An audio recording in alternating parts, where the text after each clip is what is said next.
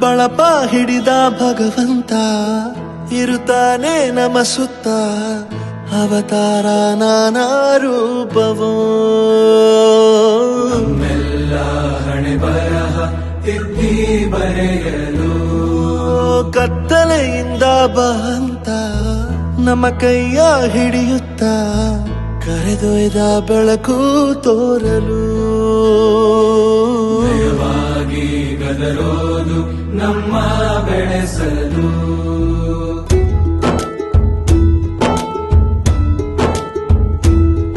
ಭಾಷೆ